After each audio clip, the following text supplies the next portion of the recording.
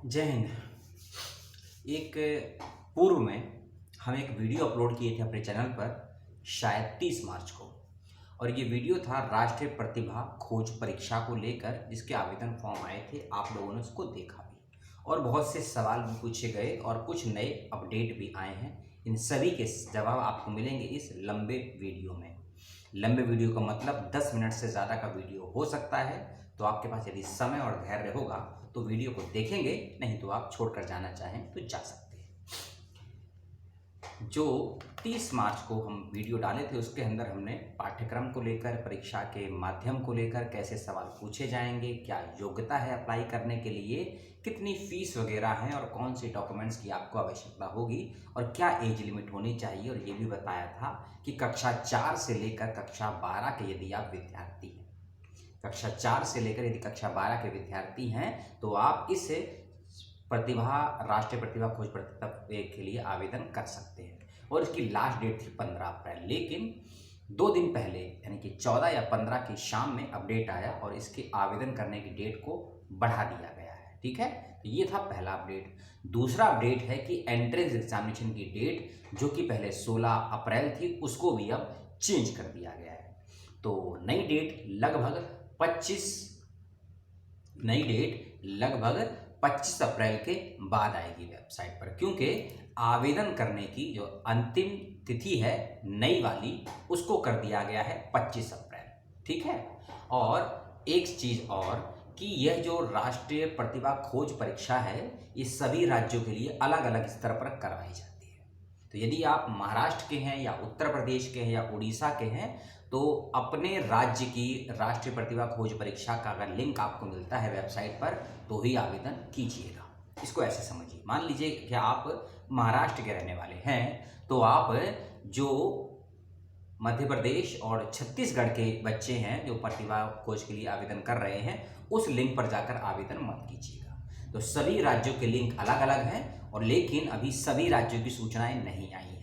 अभी केवल जो सूचना आई है वह सूचना आई है मध्य प्रदेश और छत्तीसगढ़ राज्य को लेकर, और लेकिन यह सूचना कॉलेज स्टूडेंट्स के लिए है। और इसके बारे में अलग से एक वीडियो बनाऊंगा, डिटेल में आपको मैं उसके बारे में समझा दूंगा।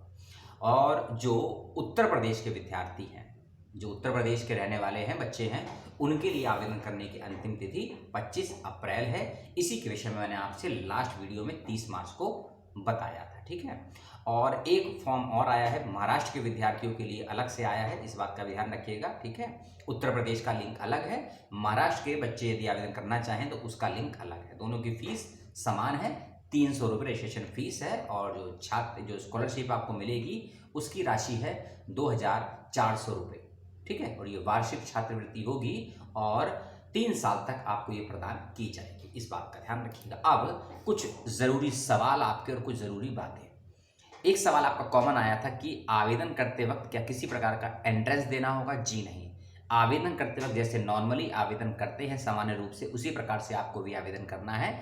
आवेदन करने की डेट जब समाप्त हो जाएगी उसके बाद राज्य में ही, आपके ही राज्य में आपकी प्रवेश परीक्षा ली जाएगी, जिसका स्तर एनसीईआरटी के बेस पर होगा, और जिस क्लास के आप विद्यार्थी हैं उसी स्तर से अधिक के सवाल नहीं। मान लीजिए आप 10th के विद्यार्थी हैं या 11th के विद्यार्थी हैं या 6th के विद्यार्थी हैं, 4th के विद्यार्थी हैं, उसी स्तर पर सवाल जवाब पूछे जाएंगे। प्रवेश परीक्षा के सवाल MCQ माध्यम से होंगे और हिंदी और इंग्लिश दोनों ही भाषाओं में पेपर आएगा। एक सवाल और आया एज को लेकर।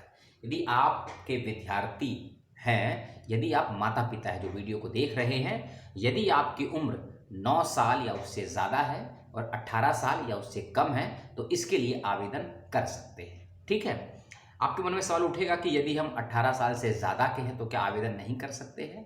जी, इसके लिए तो नहीं कर सकते हैं, लेकिन जो कॉलेज वाला फॉर्म आया है और यदि आप उस राज्य के रहने वाले हैं तो आवेदन कर सकते हैं। ठीक है, और क्लास की रही बात, तो आप कक्षा 4 से लेकर कक्षा 6 पहला ग्रुप है, कक्षा 7 से लेकर कक्षा 9 दूसरा ग्रुप है, और कक्षा 10, 11, 12 का तीसरा ग्रुप है। किसी भी ग्रुप का चयन कर सकते हैं। ठीक है, और एक सवाल और आया कि क्या केवल CBSE बोर्ड के विद्यार्थी ही इसको भरेंगे? जी नहीं, आप भारत के किसी भी बोर्ड से हो, क्योंकि भारत में कुछ केंद्रीय बोर्ड चलते हैं, कुछ राज्य स्तर के बोर्ड चलते हैं, कुछ प्राइवेट बोर्ड चलते हैं। आप किसी भी बोर्ड के विद्यार्थी हैं, आप आवेदन कर सकते हैं। एक और सवाल आया था कि यदि हमने ओपन माध्यम से या फिर NIOS माध्यम से या इग्नू के माध्यम से हमने पढ़ाई की है तो क्या आवेदन कर सकते हैं?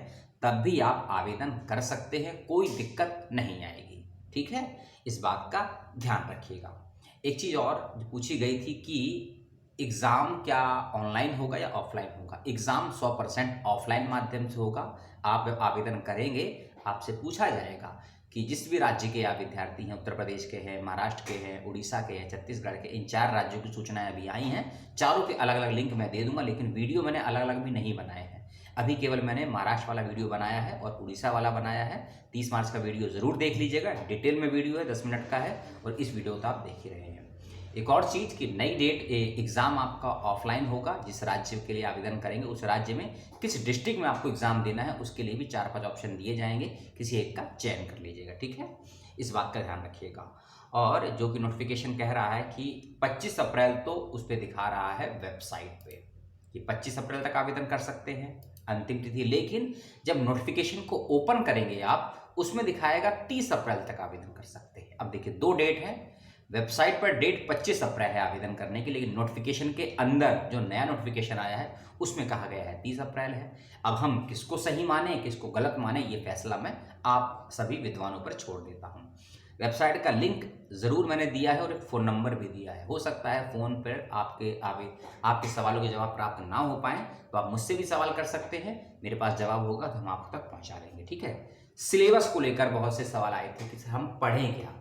सिलेबस को लेकर बाकायदा मैं 3 वीडियो बनाऊंगा अलग अलग। समय में थोड़ा दीजिए, मुझे बिजी हूँ, क्योंकि 4 प्रकार के सवाल आपसे पूछे जाएंगे, जर्नल के, मैथ्स के, जीके और हिंदी के, और उसके अलावा आप साइंस एंड जो खेल होता है गेम, इसका एक अलग पोर्शन है। ठीक है, विज्ञान एवं खेल, सामान्य हिंदी और सामान्य अंग्रेजी, तर्क शक्ति और गणित और सामान्य अध्ययन, इन चारों को लेकर 3 अलग अलग वीडियो बनाऊंगा ताकि आपको प्रवेश परीक्षा जो इसकी होगी उसमें कुछ थोड़ा बहुत हेल्प मिल सके। और हिंदी में ही वीडियो होंगे क्योंकि 100 सवाल आपसे पूछे जाने हैं और सभी फील्ड से 25-25 सवाल आपसे पूछे जाएंगे, तो आपको समस्याएं ना आए इस बात का ध्यान रखिएगा। सिलेबस तो मैंने लास्ट वाली वीडियो में भी बताया था आपको, और इस वीडियो के डिस्क्रिप्शन बॉक्स में भी सिलेबस का लिंक और जो नोटिफिकेशन आया नया वाला उसका लिंक भी आपको दे दूंगा।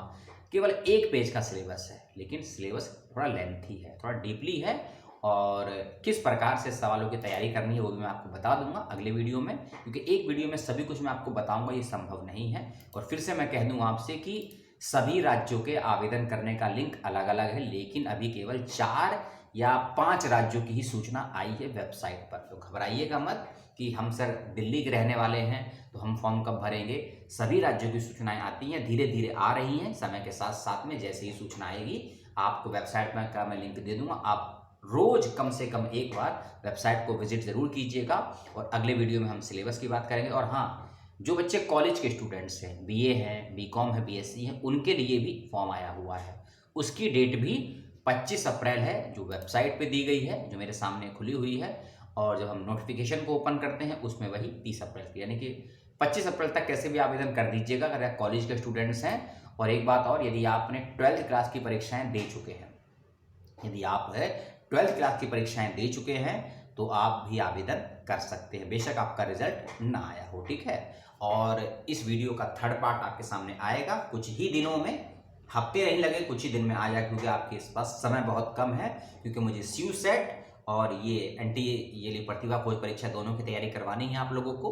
तो समय दीजिए, शॉर्ट वीडियो आपको मिलते रहेंगे, और उम्मीद कीजिए कि जल्दी आपको वीडियो मिले। और आपकी कोई समस्या, कोई सवाल हो, कमेंट बॉक्स में ज़रूर बताइएगा। और आप मुझे ये भी बताइएगा कि आप मुझसे लाइव सेशन कब सुनना चाहते हैं। लाइव समझते हैं ना आप, कि मैं आपसे बात करूं, आप मुझसे सवाल पूछें, तो आप किस दिन और किस समय सुनना चाहते हैं मुझे ज़रूर बताइए, क्योंकि लगभग 1.5 महीना हो गया है लाइव आपसे बात करे हुए। तो अब अच्छा हमको भी नहीं लग रहा है कि अपने परिवार के लोगों से हम बात नहीं कर पा रहे हैं। तो जल्दी हमें बताइए कि किस दिन और किस समय, सुबह में, शाम में, रात में, 9 से 10, 11 से 12 कब लाइव सुनना चाहते हैं। तो आपके कमेंट्स के जो भी प्रतिक्रियाएं रहेंगी उसके अनुसार हम लाइव सेशन बहुत जल्दी करेंगे, ताकि आपकी समस्याओं का समाधान और बेहतर तरीके से कर सके। आपने अपना 10 मिनट का समय दिया, उसके लिए बेहद बेहद धन्यवाद। और यदि वीडियो देखने वाले माता पिता हैं यदि वीडियो देखने वाले माता पिता हैं तो उनसे मेरा निवेदन है और आवेदन प्रार्थना तीनों है कि अपने बच्चों के लिए ये प्रवेश परीक्षा का फॉर्म जरूर भरवाइएगा,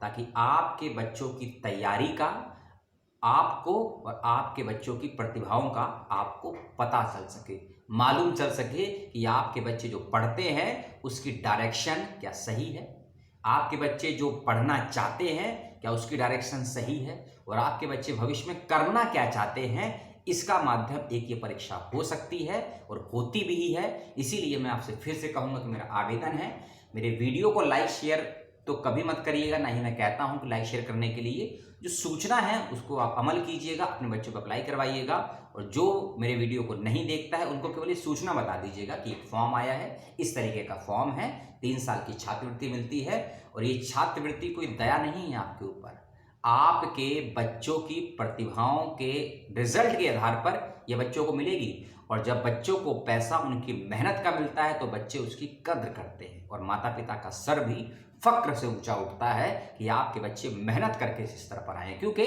कॉलेज के बहुत वीडियो हमने बनाए रिसर्च को लेकर, अब पिछले 1 महीने से थोड़ा स्कूल के वीडियो बना रहे हैं, स्कूल के इन्फॉर्मेशन, तो लग रहा है कि वाकई अब हमारा चैनल सही डायरेक्शन में गया है और हमको हमारा उद्देश्य भी मिल गया है। ठीक है, तो आपने 10 कहा था, 11 से 11.25 मिनट हो गया है, कोई बात नहीं। और आपकी समस्याएं सवाल जो भी हो कमेंट करके जरूर पूछिएगा। एक स्कॉलरशिप और आई है, वह स्कॉलरशिप पीएचडी के बच्चों के लिए है, बड़े स्तर की है, उसके बारे में कल या परसों बात करेंगे। आपको पुनः बहुत बहुत धन्यवाद। जय हिंद।